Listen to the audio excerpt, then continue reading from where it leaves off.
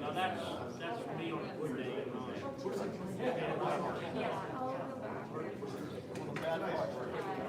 Everybody wants to take their seat. We're going to start here in a minute.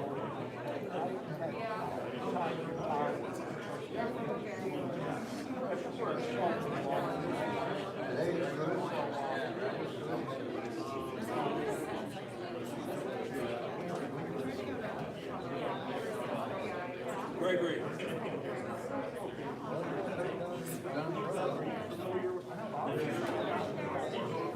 When you go through the light, I think the shoot down there, straight up the hill, and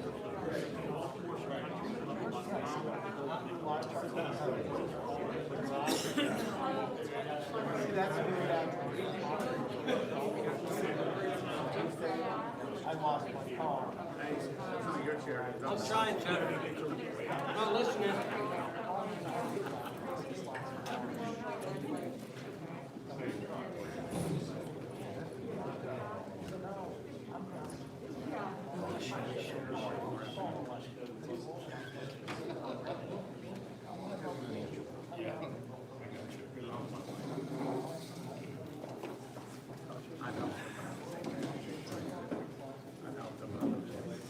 Okay, good afternoon, everyone. Probably still have some stragglers come in. I know a few people got called off on other things today, so they're unable to make it. But we appreciate Senator Toomey coming in. The purpose here is twofold. One, he wants to hear from us and understand some of the issues or opportunities and thoughts that we have, whether it's relative to infrastructure, energy, or other issues. So I encourage folks to ask questions and contribute. I know you're all a shy bunch and don't like to ever talk or say anything. So please be that way today, if you will. So first, before we start, we'll go around and let everyone introduce themselves so the senator knows who is here. So we'll start here with you, Jim. Jim Harding, Steam Fitters 449. Paul Molesco, the operating engineer, level 66. Senator Scott Roy with Range Resources. Good to see you. Senator Mike Torsheim with People's Natural Gas. Chris Jormos with Painters and District Council, Pittsburgh. Jack Valente with the Master Builders Association. Steve Mazowitz with Eastern Atlantic States Carpenters. Chris Coons with Energy Transfer. Greg Bernarding, Business Manager, Financial Secretary, Ironworkers, Level 3. Jim Cassidy, I'm the Business Manager for the Insulators Level 2. Tom Melcher, Business Manager for the Pittsburgh Regional Building Trades. And I'm Jeff Dovers, the Executive Director of Pittsburgh Works Together in the Builders Guild. So with that, I'm going to turn it over to the Senator. He has some remarks, and then we'll open it up to conversation. First of all, Jeff, thanks very much for helping organize this. I appreciate it.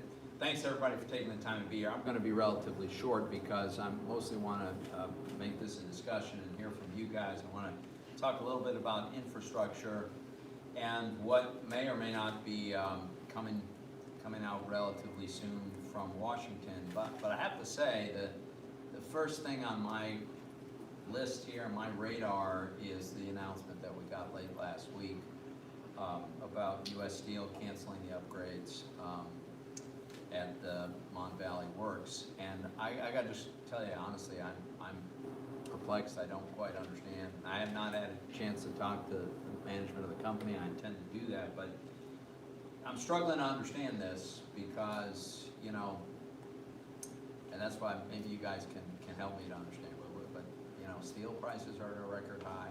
This investment was going to make for, as best I understand, the cleanest steel production facility maybe in the world, including with respect to CO2 emissions. And that seems like an awfully good combination and a great way to put a lot of people to work, you know, for the short run and the long run. So it's very, very disappointing to say the least. I'm worried that a lot of this is related somehow to this idea that some people have that we've got to somehow get to like a zero CO2 emission environment overnight. And that is neither possible nor desirable. We can make progress. We've been making progress. But now it looks as though progress is the enemy of the perfect. And I'm just trying to understand that. You know, when I think about infrastructure in Pennsylvania, I think about energy and I think about natural gas as very, very high on the list. You all know how important natural gas has become for Pennsylvania. And we're fighting people who don't seem to get how good gas is, not just for our economy, not just for jobs, not just for consumers who get lower cost to heat their homes and to buy the electricity that is generated from gas, but it's the whole reason that America's leading the world in a reduction of CO2 emissions. It's because of gas. So this is disturbing for me, and we see it manifest itself in different ways. I think this is more an oil thing, but the elimination of the Keystone Pipeline by this administration. It's a terrible policy. The petroleum products are going to go from Canada, from where they are in Canada, to consumers at some point, some way. The question is, are they going to flow cleanly through a pipe and then be refined according to the highest standards in the world, which is ours, or are they going to go somewhere else, and then we'll end up having to buy it back after it's been refined at a lower standard? So it's not good for the environment. Then we see states like New York that refuse to allow our natural gas to get to New York and New England, where they have tremendous demand, tremendous need for it. They don't have natural gas. So when they don't buy ours because they refuse to allow a pipeline, we see these bizarre situations like a Russian tanker of LNG supplying gas that we could be providing. This makes absolutely no sense. And then most recently, and I sent a letter, it's a public letter, to John Kerry, because we find out that in his role in the administration, he's been calling big banks and urging them not to make credit available to the fossil fuel energy sector, which this is an absolutely wrong way to go about our environmental policy. If you think we need to do something in that space, you ought to have an open debate about this, propose legislation, let's decide what we're going to do. But to go through the back door and pressure banks not to extend credit to it because it's a politically disfavored industry, that is totally wrong. So we've got some challenges. Now, having said that, there is a lot of interest in doing a significant infrastructure bill. I will tell you the president's proposal, if he sticks to what he has laid out, it's going to have to be a party line vote, because it's not just infrastructure. It goes way beyond infrastructure. It's a huge expansion of government. It's $2 trillion and massive tax increases that I think will do a lot of damage. But if he's serious about doing actual infrastructure, then there are a lot of Republicans that are willing to work with the president, and I'm one of them. I expect to be meeting with the president and a few of my colleagues sometime next week to talk about what we could do. And what we could do is a very significant increase in our historical spending on roads and bridges and airports and water transportation. And we can, this could very well end up including the power grid and broadband. It's not, but for me, it's not about things like expanding Medicaid and free college, and that's a different conversation. So if the president wants to focus on infrastructure, if he's willing to do it without a tax increase, I think we can do this, frankly, by repurposing some of the funds that have already been approved but have not been spent, not even meant to be spent for years in some cases. There's more than enough money in that category to do a very big infrastructure bill. That's the kind of conversation I'm hoping to have next week. And I hope that that's the intent of the administration, to negotiate something that is a bipartisan bill. If not, then I don't know what, then it becomes a question of how do they get every Democrat in the Senate to vote for something, because that's the only alternative to doing something that's bipartisan, and that's got its own set of challenges. So with that said, we are going to be having this discussion. I hope that Republicans have a seat at the table, and I think we might. And so I'm very interested in getting your sense.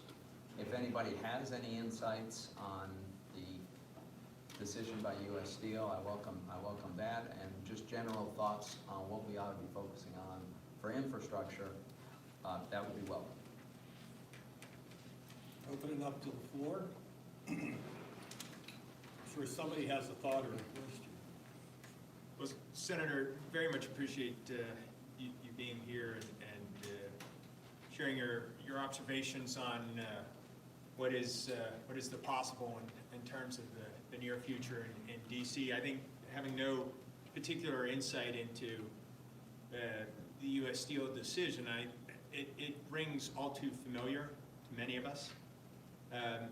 As we often discuss, as a number of us were discussing just a few moments ago, on paper, this region has everything going for it, starting with the quality of the workforce, our sisters and brothers in the trades, the work ethic, the standard of living, proximity to market, infrastructure, albeit as you indicated, some of it could use some updating, and hopefully we see that.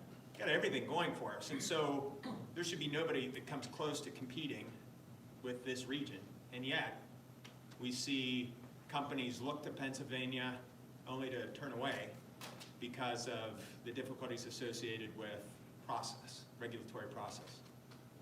Or instances like U.S. Steel, where they put forward a major project that would have resulted in thousands of jobs, huge opportunity, and they make the hard decision, and there's no doubt that it was a difficult decision to turn away from that, having invested significant dollars already. So it's an all too familiar story, and one that causes all of us concern, because it matters. It affects all of us, all of our families, and the future, not just our future, but our children's future. And unfortunately, I think that's we see that repeated beyond the boundaries of this region, and we look with concern to some of the initiatives being advanced in D.C. There's no doubt that a diverse portfolio is a stronger portfolio. So renewables certainly have a place, but as it relates to energy production, realizing the gains that, to your point, the gains that have been made as a result of natural gas, and the opportunities that presents to further advance on that initiative, all the while increasing opportunity for the trades and beyond in terms of additional job creation.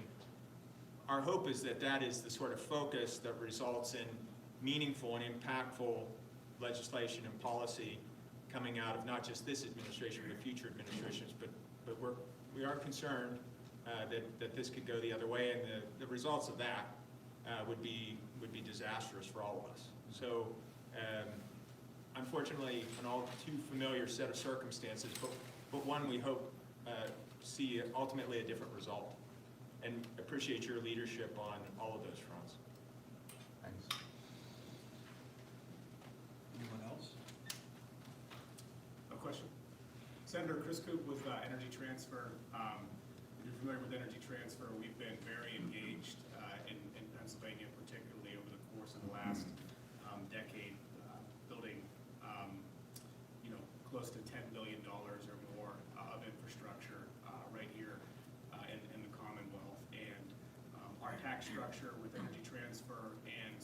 pipeline, some of the logistics prior to that has always been a master limited partnership. Right now, there's some legislation, I think, in some of the infrastructure bills that you had mentioned and spoke about earlier, that would do away with that tax structure, right? And it's that type of structure that's allowed us to invest so heavily in those types of infrastructure projects, not only in Pennsylvania, but around the country as well. Interested to understand your thoughts in terms of the up or down, if that's a part of the bill, if that's something you feel like has the support to go the distance. So when you talk about a master limited partnership, correct me if I'm wrong, but I think of it as fair to characterize for tax purposes, this is it's a business entity where the income flows directly to the owners and they pay the tax at the personal level. The entity doesn't have a tax at its own, so it's like a pass-through. Yes, sir, exactly right. Right. Unit holders, right? Right, exactly. I think that's a very constructive design. So I'm supportive of, there are a wide range of pass-throughs, as you know, S corporations and others. I don't think you'll see Republican support for doing away with that. But if the Democrats decide they're gonna do this on their own, then I would put that on a long list of likely candidates for some kind of tax increase. But I just don't know how high on the list it is. It seems to me it would be very, very disruptive, right? I mean, the pipeline industry is designed this way to a significant degree, isn't it? Yes, sir. Master limited partnerships, really most midstream entities Right. function, in that way, and that has a direct implication on our unit holders, right? Yeah. As well. I have a question for you. Sure. Governor Wolf is trying to move us into Reggie. I'm sure you're familiar with Reggie. Regional gas. Regional greenhouse gas. carbon tax. And I was wondering if you could maybe share your opinion on it or what you know. So I'm not familiar with the specifics of it. I can do some research and get back to you, Tom, but I've not had a chance to Okay. drill down. I'll send you some information. Yeah, You can please. look at it. All right. But it's very important All right. to all of us here in Western Pennsylvania. Okay. When you're talking about infrastructure, obviously there's two different definitions of infrastructure. What do you think the chances are, if it were just along party line votes, that we would see an infrastructure package, whether or not it includes some of these, what I think people would consider to be more social-oriented programs versus true hard infrastructure programs? What do you think the chances of that passing if it has to go right on party lines? Well, let me put it this way. I think odds are better than even that something will pass. Whether it is bipartisan or on party lines is hard to say.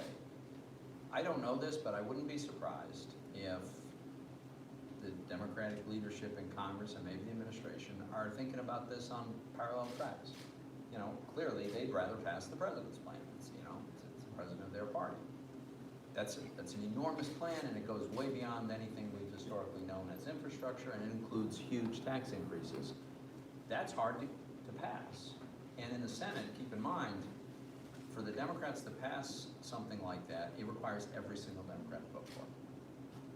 And in the House, it's almost every single Democrat, right? Because the margins are so close. So my guess is, if you're a strategist and you're figuring out, okay, how are we going to proceed? You work on plan A, but you got to have a plan B because of the very significant risk that you won't be able to get every last Democrat. I mean, think about on the tax side, right? We already have more than a handful of Democrat House members who are insisting that if you touch the tax code, you have to lift the cap for wealthy people to deduct state and local taxes, or they won't vote for it. Well, that's a real problem for the progressive wing, right? The very far left wing, they don't want any part of that. So they've got their own internal problems of getting something done, which is why I think they're also at the same time talking to Republicans. In the event that they can't hold every last member of their caucus, then they want to have an alternative. And the alternative that is going to be available to them is something that's scaled back in the sense that it doesn't include these non-infrastructure items. And it's going to be funded, I think, primarily by repurposing existing monies that are meant to be spent on other things. There won't be a tax increase, there will be real infrastructure, and there'll be a lot of it. And the question is, can the Biden administration and Democrats in Congress decide that, okay, that's good enough? I don't know the answer to that, but I think that's what's in play. Senator Toomey, thanks so much for your service. Thank you. This state I will, can say the same to you, Mr. Speaker. you're kind. We'll miss your service Well, in Washington on behalf of the Commonwealth of Pennsylvania. thank you, very kind. Senator, just with respect to People's Natural Gas, a utility serves about 650,000 citizens, customers in the Commonwealth of Pennsylvania. And then also our parent company based outside of Philadelphia, Essential Utilities, water and wastewater utility. Just two questions with respect to, or concerns, suggestions with respect to any infrastructure bill. With respect to water and wastewater, we think that the private sector, which is regulated, meets the highest standards. If there's going to be an infrastructure bill that includes water and wastewater, that the private sector should be seen as a partnership and given the opportunity to be able to either access those funds or partner with others to be able to meet the water needs and the wastewater needs of the citizens of Pennsylvania and the country. And then the second, on the natural gas side, we are in the process of replacing older pipe throughout the region, and in so doing, we'll be reducing emissions of methane by 60 to 65% within a very short span. We think that natural gas as a utility, and we get natural gas from a variety of sources, including waste. We get it to the customer, but getting it there safely and reliably is an objective. And we think that if that's taken into account with infrastructure, that you could serve the needs of so many citizens, not only in the Commonwealth, but throughout the country, with natural gas in a safe, reliable way that in fact cleans the environment. You know this better than anybody because I've heard you speak and I've heard you talk about how you've studied it. But it's moving towards natural gas in a diversified environment, moving towards natural gas that has allowed the United States to be so much cleaner than other nations throughout the world. Thank you for your support, but if there is an infrastructure bill and the Republicans are part of it, we would just hope that you keep those two thoughts in mind. Yeah, no, absolutely. Well, I mean, natural gas is extremely important to Pennsylvania, so it's very important to me. Your point about the private sector and the water and wastewater systems is a very good point. There are a number of areas, right? So we've got some areas where, for the most part, the infrastructure asset has historically been entirely government-owned, like highways. And then you have others that it's been mostly private, pipelines and the electric grid, for instance. So if we're going to make, if taxpayers, federal taxpayers are going to make an investment, the investment should be made in the most rational way you can. Now, regulated utilities typically have a capital expenditure and then they recapture that through the rate system that gets approved by regulators, right? Well, if the federal taxpayer picks up the tab for some of that, then there's less of a rate increase that's necessary. But that we don't need to reinvent the wheel. There are companies that know how to get this done. So certainly I think we should work through existing channels where that makes sense. And Senator, if certain authorities are certainly run well, you can find throughout the Commonwealth of Pennsylvania, I can assure you, authorities that are still getting water through wood pipes or through clay pipes that have never invested. They're not subject to regulation by the Public Utility Commission. And the opportunities, I think, for the private sector to bring modern, state-of-the-art systems with systemic infrastructure within the organization itself to make sure that it continues to be safe and reliable and staying compliant. The opportunities are significant. In much of the state, those investments or concerns or ability to deal with federal regulations for that matter just are not in place. Okay. Thank you very Yeah, much. sure. Senator Toomey, if you could speak to your first comment today, it's something that, as you said, is on all of our minds with the recent announcement of U.S. Steel. You had mentioned you might reach out to leadership at U.S. Steel. An opportunity to participate in a conversation with Congressman Connor Lamb on Monday afternoon. He was also disappointed with the recent news, but hadn't had any conversations with U.S. Steel either. Can you talk to us a little bit from the federal level, what the effort and outreach might be as an organization and an entity that's so important to the current and the long-term regional success here? What are the efforts, what are the outreach, and how can we continue to support that? My outreach to U.S. Steel, well, I'm going to have a phone conversation with somebody pretty senior in the company, and my staff has had some preliminary conversations, but I don't want to, jump to any conclusions until I feel like I've got a better understanding of what was the thought process here, what was the decision-making process, why do we, some of the facts that I alluded to earlier just make it a little counterintuitive, right? Steel prices at a record high, demand is strong, economy's growing, infrastructure is all anybody's talking about, and we've got this great facility. There's already been a big investment. It's going to lead to some of the cleanest made steel in the world. But what happened, right? That's the question. Well, I think one of the bigger, Scott alluded to it, in terms of permitting and regulation, and we were discussing earlier, it's not even so much the regulations, it's the permitting to be able to move forward.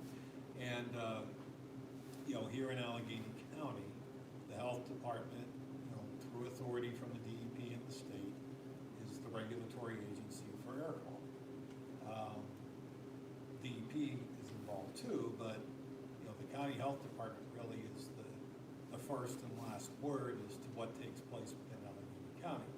And I think there's, historically when this first started, which was, by my understanding, 40 or 50 years ago, both industry and the political front agreed that the health department should have this role because of the desire on both fronts to clean the air up, clean the water up, and make this a more friendly and livable place.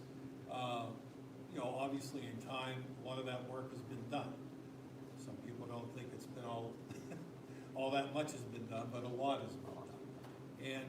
And I think the problem becomes is you have a regulatory body that really is a health agency, staffed primarily by physicians, not necessarily engineers and chemists and people you would normally see in that regulatory environment. And I think that leads to a lot of issues in terms of getting permits through or understanding the process of the permit. I mean, what we do all know is U.S. Steel announced that in May of 2019. It was 11 months before the pandemic. I think we all believe that it's very reasonable that those permits should have been done within 6 to 10 months. And the construction of that plant should have started before the pandemic. So using the pandemic as an excuse is not a valid excuse. So I mean, that's, my personal assessment based on being involved with this.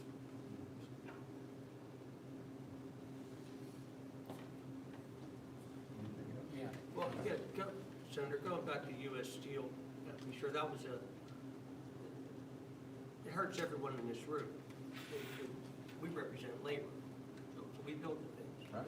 And it just a trickle down effect, just for one example, with the iron workers, so we're bringing in new classes of apprentices, and we've already started the process, thinking that that project was gonna go, and we would need X amount of men. Right.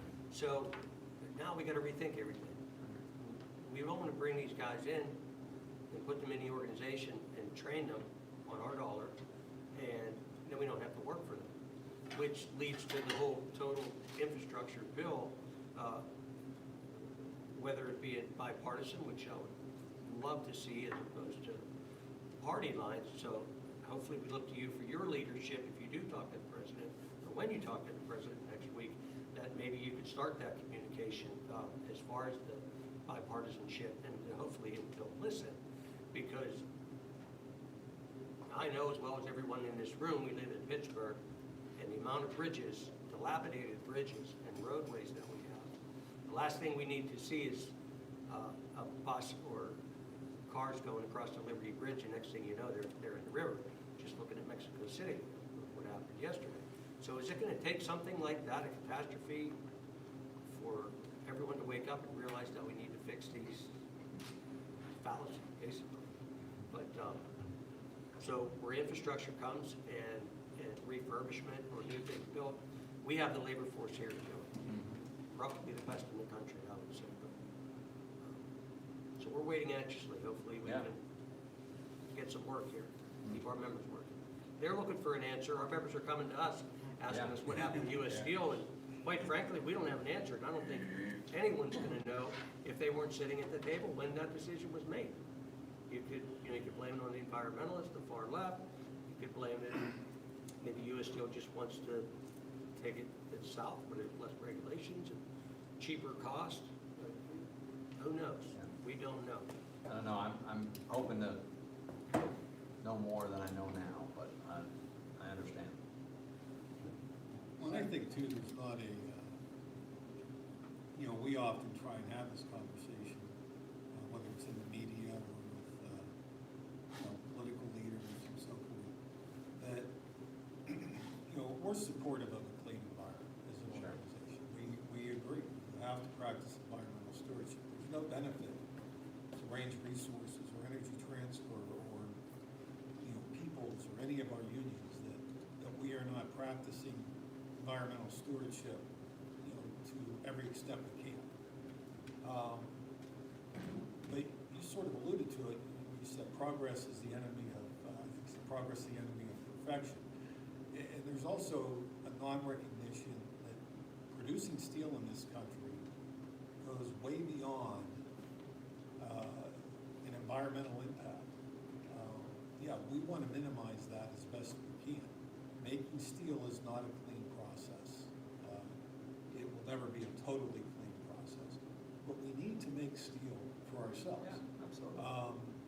You'll have people rail against China, yet the very same people want to shut down a steel mill in the U.S. So, there's this big disconnect in an understanding of the interrelationship of all this. And that's something we're really trying to put forward and explain, that I'm sure as you've seen, we hit a lot of, walls, as you're trying to explain those things. Yeah, you're absolutely right. The last data I saw, in the United States, we produce about 70% of the steel that we consume. And the other 30% tends to be specialty stuff that we import. Actually, most of them Canada, Mexico, but other countries as well. And fortunately, it looks like our economy is really growing, which means there's going to be demand for more steel. Well, we're either going to make it here or we're going to import it. And if we import it, then the standards by which that steel is made are not as good as the standards we apply here. So it's a no-brainer at every level, it seems to me, to pursue that development and that growth here. Yes, sir. Senator Toomey, Chris Strongmost with the Painters District Council in Pittsburgh. Thank you for all the work that you do for us. Just in lines with the discussion, it's a $1.6 billion project. our members that would have worked on that project, if this was Amazon, we'd have moved heaven and earth to get that project cleared, moving, would have gave them incentives. Everything would have been done to bring them in for $15 an hour jobs for the people that have worked there. These jobs are high-paying jobs with benefits. The people would have worked there would not have had to go to get any incentives off the government for anything in the future. That have been, healthcare would have been taken care of by the people that worked on their construction and the steel workers. Retirement packages. So it's inconceivable that we're at this point now that nobody in government has stepped forward and said, this is craziness. I can't believe that, other states have not thrown incentives at U.S. Steel and have done that. And we have not sat here and cleared up some roadblocks to this. I mean, we have to do a better job. Labor, politicians, and our members, and they feel like they're getting squeezed on both sides, from the right and from the left. And they just want people to work together and get things solved for them. They're frustrated. I'm frustrated. These guys here are frustrated. We want people to work together and get things solved. Please give them some hope. Tell us something that, we can work on something bipartisan and get things done. This is just, another example of how, not working together leads to bad things. Give us some hope. Sure. Well, I would remind everybody, last year, we went through a economic crisis, right? The pandemic broke out, and governments all around the country shut down economies. And I understand why the decisions were made. We could litigate what was actually done, but the reality was, the government made it illegal for most people to go to work, or at least a lot of people. They made it illegal for a lot of businesses to open their doors. And it wasn't our decision in Washington, it was mostly done by states. And I didn't agree with all the decisions, but I understood why they were being made. And what we did was Congress, despite being very narrowly divided, we came together 5 different times and passed major legislation, including $4 trillion worth of spending. Because, well, the way I think about it, back in March of last year, people lost their income because the government made it illegal for them to have an income. Again, I understand the reasons, but that's the reality. And so we felt like we've got to replace the lost income. What else can you do? And so we passed a series of bills that were massive, massive. The PPP loans, we called them loans, but it was all designed, and in fact, it's all being forgiven. They're grants, really, to small businesses, provided you keep your workforce intact, right? That was the idea. And for all of the warts on that program, and for all the glitches and all the bumps, to a large degree it worked. Now, there's definitely some sectors, restaurants is a clear example, some of the travel industry, that are still in a world of hurt. But most of the economy has actually come roaring back. And part of it is because time and time again, Democrats and Republicans in Washington, I was one of them, I was charged, I was one of the 2 Republican senators negotiating a big part of the CARES Act, which was the big March bill of last year. And, 5 times we came together and passed. The votes in the Senate were in the 90s every time. And I hope that shows that, at least in a serious emergency, we're able to work together and do big things, and by the way, unprecedented things. The federal government never stood up programs like this before in the history of the country. But we thought that the need was there, the circumstances were unprecedented, we had to respond, and we did. So I think we've demonstrated we can work together. I think the obvious solution, to my mind, for the president is to say, okay, I got this big long list of things I'd like to do. This, I call it a third of it, there's complete overlap between what Republicans want to do and what Democrats want to. Why don't we do that part? And we can argue about the rest, and some of it might get done and some of it might not, but why not do that which we can? That's on the table right now. And I was one of 4 Republican senators that unveiled our plan, and it's meant to begin the discussion, and I hope we'll have meaningful progress on that discussion next week. We have time for one more. Steve? Thank you, Senator. Yeah. Steve Mazza, the Carpenter. So apparently we haven't learned our lesson. We've been shut down for 14 months in this country with COVID. So now, and all we talked about was supply chain. Can't get anything, can't get any PPE, can't get anything for anybody here because all the country's shut down. Now, in this area, Western Pennsylvania, we probably were, before the pandemic, were $3-4 billion construction industry. Now, our contractors are seeing, right now, 40% increase on metal studs, 40% increase on plywood, wood products. So now U.S. Steel doesn't want to manufacture steel here, so that's another supply chain issue. So what do we have to do for the American people or anybody to understand that if we don't start changing or doing the right thing, we're going to continue to pay these high prices. Our contractors can't even hold a price for 30 days. It jumps the cost of the project up thousands of dollars. So somebody has to talk to somebody to do something. Or construction industry is going to go down, it's going to fail. We're not going to have any steel. We're not going to have anything for the American people. We won't be able to afford it. We won't have jobs. So something has to be done. And I know a lot of people feel about like that in this room here. Our membership is going to fail.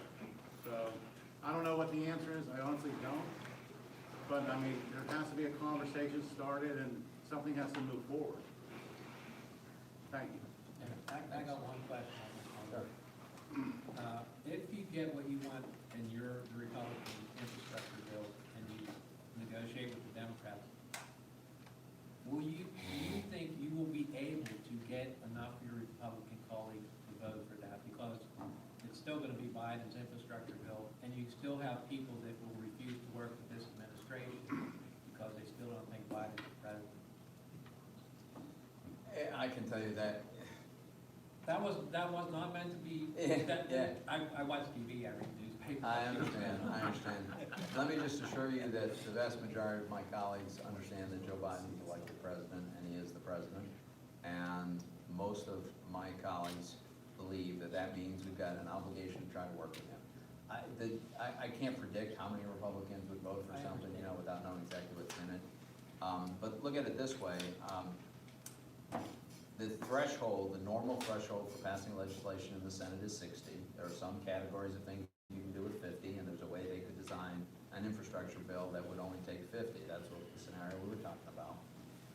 But it wouldn't be that hard to get 10 Republicans. There were 10 Republican senators that went down to the White House in February and offered the president a bill, and I disagreed with them. I think that that was not a good use of resources, but there were 10 of them in the room, and then there would have been others on that.